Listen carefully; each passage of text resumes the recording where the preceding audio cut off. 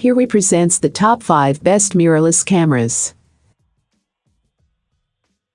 Starting at number 5, Sony Alpha A7's III. The color mode option on the A7's III have been renamed Creative Look, but the default standard mode still looks pretty similar to the color response in previous Sony cameras.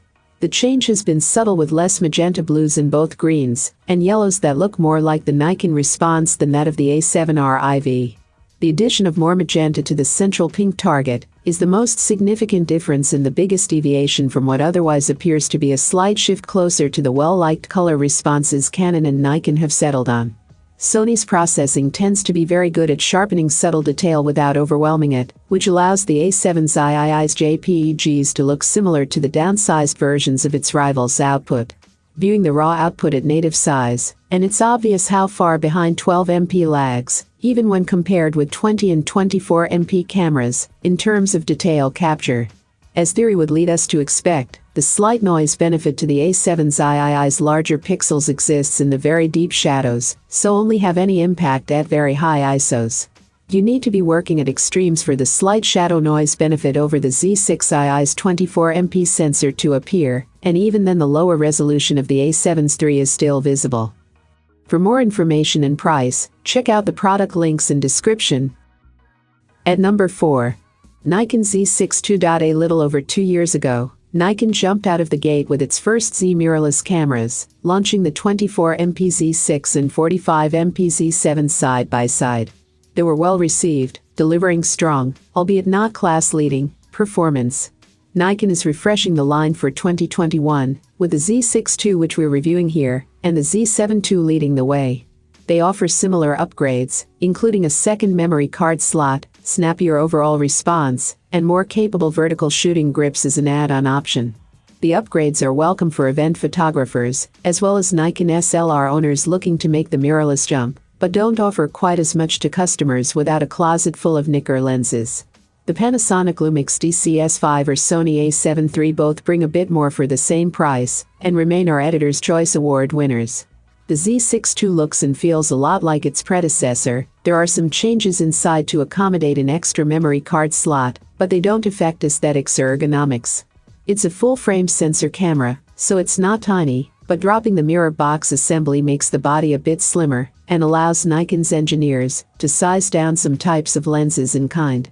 You can buy the Z6 II as a body only, or in a kit with the Nikkor Z 24-70mm f4s for $2,599.95. At press time there are also bundles available that add the FTZ adapter, a requirement for using Nikkor SLR lenses on a mirrorless camera, for an additional $100. It's worth getting bundled with the camera, if you want it, as the adapter sells for $249.95 on its own. Halfway of my listed number 3, Panasonic LUMIX S5. Panasonic went big with its first generation LUMIX S1 full-frame mirrorless camera, both in size and price, positioning it around $2,500, toward the high end of the range for a 24MP model. It's targeting a more entry-level market with a LUMIX S5, but instead of cutting back on features, the S5 is a bit more capable, offering improved video features and better autofocus. It's a great entry point for full-frame imaging, and a winner of our Editor's Choice Award. We criticize the S1 and S1R for being on the large side, but the S5 gets ergonomics right. A deep hand grip makes it a good fit for lenses large and small, and the camera itself is built tough, with a magnesium frame and an all-weather, dust and splash protected design. You can buy the camera on its own for around $2,000, or spend another $300 for a kit option with the LUMIX S20-60mm f3.55/6 zoom. If you're just getting started with an L-mount system, the kit lens is a worthwhile addition. Its optics are sound, and it covers a much wider angle of view than other starter zooms, a plus for vlogging, travel, and tight interiors.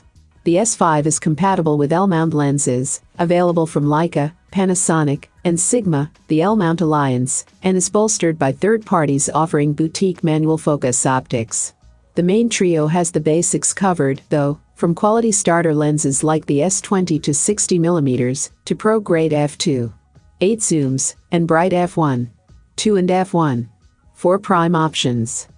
Coming in at number 2. Canon EOS R6 Full-Frame. Announced alongside the pro-oriented Canon EOS R5 in the summer, the Canon EOS R6 is a more affordable mid-range model aimed at enthusiasts looking to get into the Canon EOS R mirrorless system. Like the original EOS R, the R6 is a full-frame camera, but with a newly developed 20MP CMOS sensor, evidently the same or similar sensor that is used in the top-of-the-line EOS 1DX Mark III. It has one up on that camera, though, just like the R5, the R6 has in-body stabilization that can reduce camera shake by up to 5 stops, or up to 8 stops with an RF lens with optical stabilization. With fast readout from the 20MP sensor, and a similar processor to that of the EOS 1DX Mark III, the R6 is capable of continuous shooting at up to 12 FPS using the mechanical shutter. This can be expanded to 20 FPS using the electronic shutter option, and both options support continuous SAF.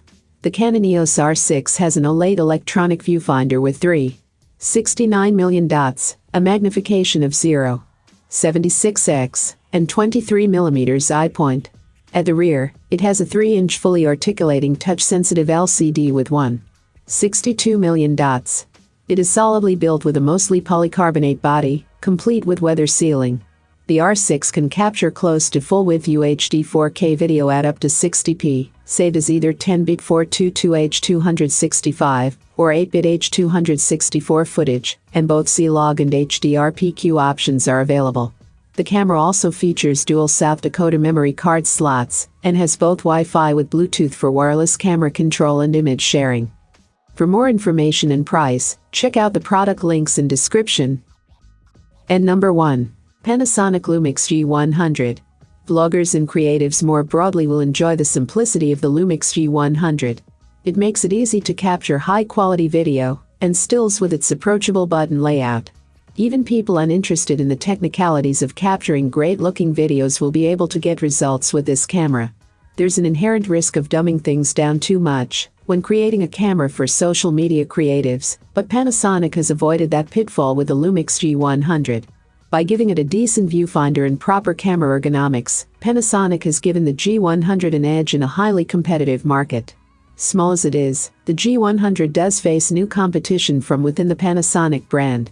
The new full-frame Panasonic LUMIX S5 is twice the price, but not a whole lot bigger than the G100, and, if you are serious about video, it could prove worth the extra outlay. Smartphones have inspired a generation of content creators, and smartphone camera tech is continuing to make leaps and bounds, with no sign of slowing anytime soon. So the advantage of having a larger sensor is dwindling. The current most popular smartphone cameras are based around the 1/2-inch 48-megapixel Sony IMX586 sensor. But it's generally accepted that 100+ MP smartphones, armed with advanced computational photography algorithms, are on the horizon.